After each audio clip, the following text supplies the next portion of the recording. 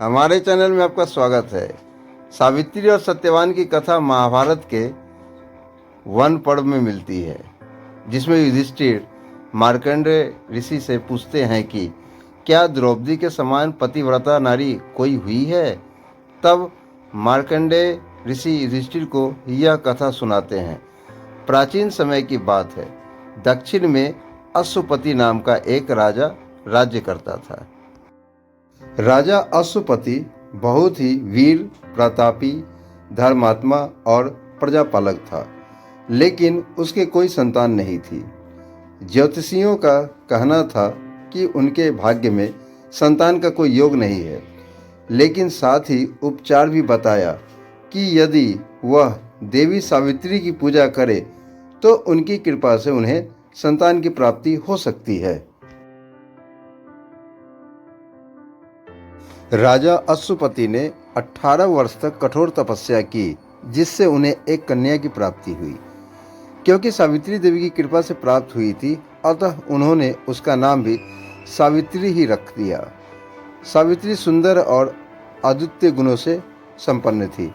जैसे जैसे राजकुमारी सावित्री बड़ी होती जा रही थी, राजा अश्वपति को उसके विवाह की चिंता होने लगी। लेकिन उन्हें ऐसा कोई वर नहीं मिला जिसके गुण सावित्री से मिले। अतः उन्होंने उसे स्वयं अपना पति चुनने की स्वतंत्रता दे दी। राजकुमारी देश देशांतर घूमी, लेकिन फिर भी उसे अपने योग्य वर नहीं मिला। आखिर जब राजकुमारी वापस लौट रही थी, तब उन्होंने देखा कि जंगल में एक युवक लकड़ियां काट रहा है। उन्होंने अपना रथ रुकवाया और उस युवक से जान पहचान की, तो पता चला कि उस लड़के का नाम सत्यवान है और वह यहाँ जंगल में अपने अंधे माता पिता की सेवा करता है। उसके पिता एक राजा थे, किंतु धोखे से उन्हें निर्वासित कर दिया गया। इतना जानकर और उनसे मिलकर रानी वापस लौट गई। अपने पिता के पास पहुंचकर रानी ने अपने चुने हुए वर के बारे में पिता को बताया। महाराज अश्वपति बहुत खुश हुए कि उनकी बेटी को उनके मन का वर मिल गया, लेकिन बाद में पता चला कि उसकी आयु 1 वर्ष ही शेष है। जब यह बात राजा अश्वपति ने अपनी पुत्री को बताई, तो उसने अपना फैसला बदलने से साफ मना कर दिया। आखिर बहुत समझाने के बाद भी सावित्री ने सत्यवान से ही विवाह किया। अब वह भी अपने पति के साथ जंगल में रहने लगी और सास ससुर की सेवा में लग गई।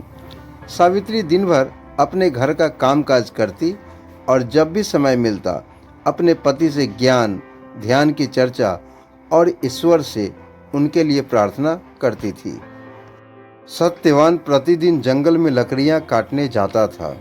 सावित्री ने खाना पीना छोड़ दिया। वह दिन रात अपने पति के लंबी उम्र की कामना करने लगी। जब एक दिन शेष रहा और सत्यवान हमेशा की तरह कुल्हाड़ी उठाकर जंगल की तरफ जाने लगा, तो वह भी उनके साथ जाने लगी। सत्यवान के बहुत मना करने के बावजूद भी वह नहीं मानी और उनके साथ गई। सत्यवान एक पेड़ पर चढ़ा और लकड़ी काटने लगा। तभी उसे अचानक चक्कर आने लगी और वह नीचे गिर पड़ा। सावित्री ने उसका सिर अपनी गोद में लिया और अपने पल्लू से पंखा झलने लगी।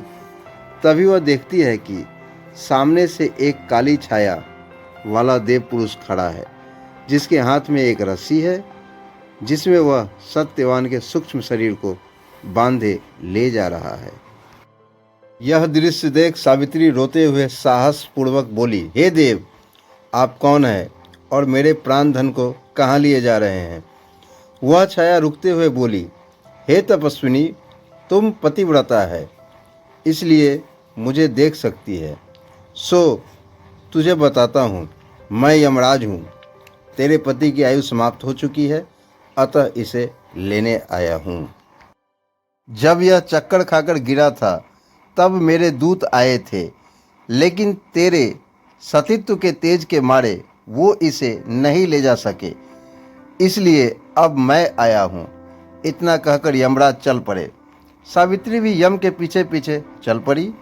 यम ने बहुत मना किया, लेकिन वह यही कहती रही कि मेरे प्राण तो आप लिए जा रहे हैं, मैं जिंदा रहकर क्या करूंगी? कृपा करके हे देव, मुझे भी वहीं ले जाइए जहां मेरे पति को लिए जा रहे हो। सती की निष्ठा और पतिव्रत प्रेम को देखकर यम प्रसन्न हो गए। उन्होंने कहा, जा, मैं तेरे सास ससुर को आंखें देता हूँ, लेकिन मेरा पीछा छोड़ दे। फिर भी सती सावित्री नहीं मानी और उनके पीछे चलती रही। तब यम बोला, हे तपस्विनी, मैं उनका खोया राज भी उन्हें वापस दिला देता हूँ, अब तो मेरा पीछा छोड़ दे। करुण स्वर में सावित्री बोली, मेरे पति जिन्हें आप लिए जा रहे हैं, उनके बिना मेरा इन सब से कोई संबंध नहीं। मुझे मेरे पति वापस कर दो, मैं चली जाऊंगी। झुंझलाकर यम बोला, हे देवी, तू जो चाहे वो मांग ले, पर मैं तेरा पति नहीं दे सकता। कृपा करके वापस लौट जा। तब सावित्री बोली, ठीक है देव, तो मुझे आशीर्वाद दीजिए कि सत्यवान से 100 पुत्र हो। बिना सोचे ही यमराज ने बोल दिया, तथास्तु, अब जा। और यम चल दिया।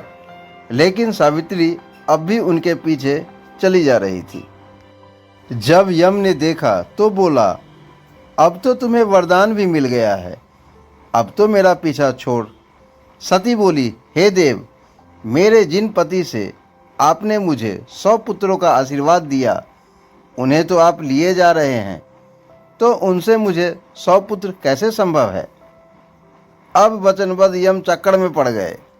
आखिर उन्हें सत्यवान के प्राण वापस करने ही पड़े।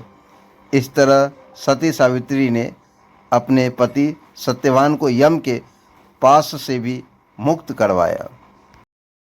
यदि आप लोग यह कहानी अच्छी लगी हो तो हमारे चैनल को लाइक और सब्सक्राइब जरूर करें। जय जय श्री राम।